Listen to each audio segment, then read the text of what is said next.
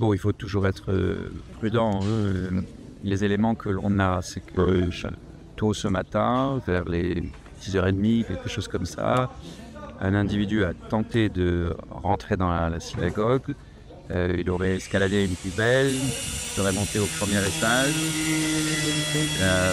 aurait jeté un élément incendiaire dans la synagogue, une sorte de cocktail Molotov, avec un départ de feu, avec des dégâts, comme l'a dit la présidente, Mme Benayoun, de la communauté israélite rouennaise, des dégâts significatifs. Pas de victimes humaines au sein de la synagogue, ceci dit.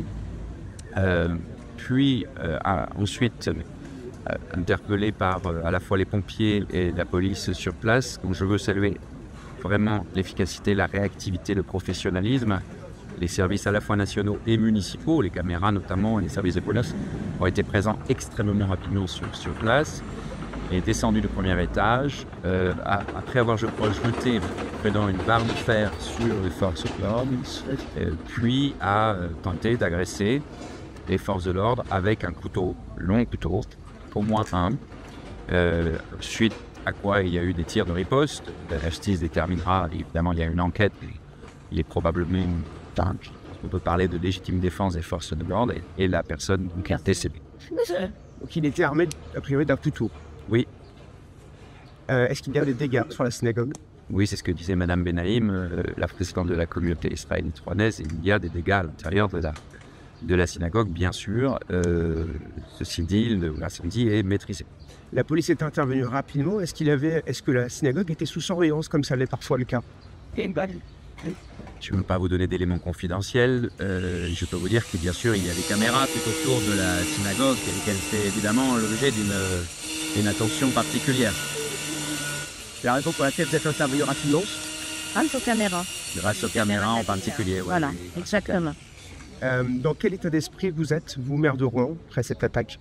Bon, c'est l'effroi, c'est le choc. On a échangé très tôt ce matin avec Mme Benaïm, avec Raïm Corsia, le rabbin de France.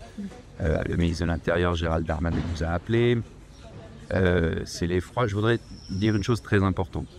D'abord, bien sûr, le soutien à toute la communauté israélite, mais surtout dire que quand on s'attaque à la communauté israélite pour un acte qui, là encore, la justice le déterminera, mais enfin, il est quand même très probable que ce soit un acte profondément antisémite, puisqu'il tente d'incendier et d'agresser une synagogue. Quand on s'attaque à la communauté israélite, on s'attaque à la communauté nationale. On s'attaque à la France. On s'attaque à tous les citoyens français. Et toutes les Rouennaises et tous les Rouennais sont choqués ce matin. C'est la raison pour laquelle nous étions nombreux présents ce matin. C'est la raison pour laquelle j'étais présent moi aussi, comme représentant de la ville, bien sûr, modestement. Mais je veux dire que c'est un effroi pour toute la nation.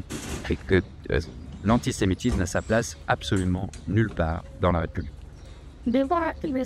Est-ce qu'on connaît quelque chose sur le profil de l'assaillant? Aucun élément d'identité.